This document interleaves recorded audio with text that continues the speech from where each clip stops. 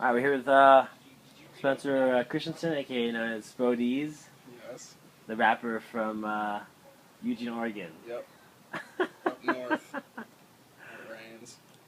So, I understand you've been involved in the rap game for a good amount of time. How'd you get started? I started around in middle school.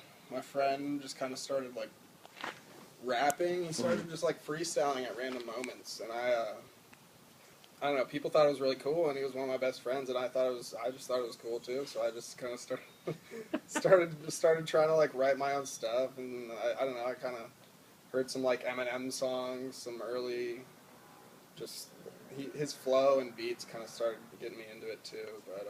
So you'd yeah. say Eminem was one of the biggest inspirations to start your music? Yeah, probably to start. I would say mostly not much of what he was saying, Right. but more of what he was like How he like, was the doing beats and his flow and his rhythms and his patterns. I just kind of thought that was really cool. Just the way he would like Yeah. put it all together, make it rhyme, and it would still make sense. I just thought. So in my conversation with Farhan yesterday, he mentioned a pretty relatable point, how hip-hop, one of the biggest things is the importance of voice and kind of like the craft and like how voice relates to all that. Mm-hmm. So would you agree with that in that aspect of like seeing how Eminem's content didn't necessarily inspire you, but so much that his actual craft did? Mm-hmm.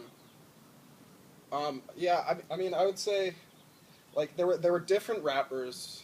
How I would respond to that, I guess, is there are different rappers who inspired my content, and there are different rappers who inspire I guess, what inspired me originally, which was what I just said, just like Right. how it sounded, the flow of it, and all that. And once I like kind of got past middle school, got to high school, sort of freshman sophomore year, I started listening to a lot of Northwest rap, which was kind of more like about like the content, like Blue Scholars, Yeah. even earlier Macklemore stuff, and like Common Market, a lot of Seattle rap, which I think that I don't know that kind of inspired my voice. I sort of took on that like Northwest kind of perspective a little bit with my raps, and I don't know. Almost like a clear, pronunciated.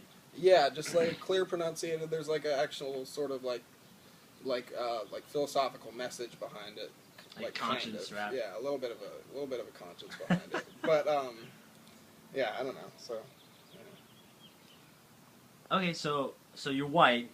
Yeah. I am white, not black. Christensen's kind of a very Danish name. Yeah, very Danish. German, Danish, Polish, and English. About as white as you can Whitest kid you know. And so you grew up in Eugene, Oregon. Yeah. Talk about that real briefly, how that kind of affected your work. Well, Eugene, I grew up in like South Eugene, went to South Eugene High School, which was really like liberal and secular place, and it was basically 95% white, I would say. Some Asians and then like a few black people, basically. That was like the population. And so basically, like there were a lot of like white kids who like thought they were kind of like like Dr. Dre, like the gangsters of the school, because there weren't any like black kids. Yeah. Really. So it was like there's this whole population of like white kids, I guess, trying to find their place in different styles that were not necessarily of white tradition, Or like were just, authentic, like, yeah, even. yeah. Like But the I mean, music wasn't but authentic with their I think it's lifestyle. still like authentic, just because I think today with like just the internet and everything, like any sort of style that comes out is so easily accessible to everyone that it can just be like, I don't know. I just think taking anything on at this point is cool if you can do it well. As long as you're doing it well, it doesn't really matter what like race you are. So as long as you're rocking it. As long as you're rocking it, if you got the steez. That's one of the biggest critiques a lot of people give to Eminem. Yeah. Is a matter of authenticity, because he's white, right? Mm-hmm. But then he's in this, he raps about, Mm-hmm. gangster rap in a sort of way, at least earlier. Mm-hmm. And then he kind of progresses. And this isn't what I think, but this is like a lot of like people Mm-hmm. argue about him. At least, and so the question kind of becomes like, what is authenticity in a way of because hip hop started out of a struggle. Yeah. If you know anything about the history of hip hop, Right. it started in the Bronx and kind of out of like the '80s and like post-industrial New York and all it was this just shit. beats with speaking first. I think, Exactly, something like that. Yeah. exactly, and it came out of like kind of a hardship, and then it kind of evolved in a way eventually to gangster rap, which is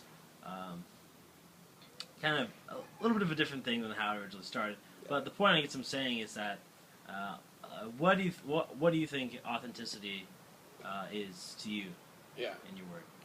I mean, like when rap started, I guess it was very authentic. Like the point of rap was that it was authentic. Like it's just coming from the soul or whatever. You're speaking about the problems that were happening in like inner city, whatever, you know. But like as far as like skin color and authenticity, like I don't know if Eminem is any less credible compared to like anyone who's coming out these days, anyways, because like there's still rappers speaking about like gangster things that like are just doing that to promote this like image that they are doing that even though it's not even happening. Like they're just getting money from companies to say that kind of stuff. So it's Right. like Eminem is just as credible to me as them. He isn't totally authentic. A lot of the stuff he says about like just like Doesn't he admit it too? Yeah, he admits it. He Like knows like it. I have there's Marshall Mathers and there's Slim Shady. No one wants Marshall Mathers anymore. They just want Slim Shady, who's the one who's like this like kind of like almost like fake image I've Chopped been liver. portraying about myself. That's just this like crazy guy. And he was crazy, but like Compares I mean, himself to Chop compared Liver. to yeah, exactly. they all think I'm chopped liver now. And they just want Slim Shady. But like I don't know, yeah. So as far as authenticity, like I don't think Eminem is completely authentic, and especially in his context. But compared to what's coming out now, probably a little more so, just because of like I don't know the way rap has changed. Yeah. To, like this big, massive mainstream market, you know. So I don't know. So I mean, so being white, and like so race. So for you, you think race matters less in terms of authenticity in rap, because compared to say the overall quality of the music, Hmm. right? Yeah, I mean it's always So like for example, you can be white, you Yeah. can be good at all this in your flow and your content and your Mhm. rhymes, but just because you're white doesn't mean it's necessarily like you know, what's the opposite of authenticity? like Like fraud. fraud, yeah. Yeah, you know what I mean. So like, just because you're white and you're good at rapping, Yeah. doesn't mean you're a fraud, Right. right? Yeah. Okay. Right. I mean, like, what was I gonna say? Skin tone is like,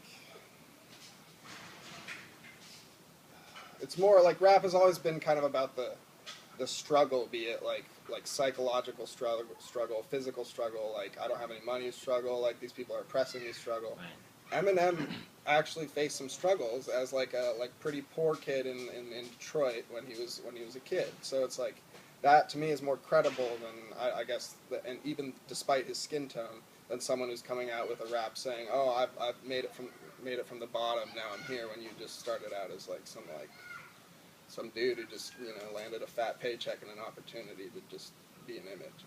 Macklemore.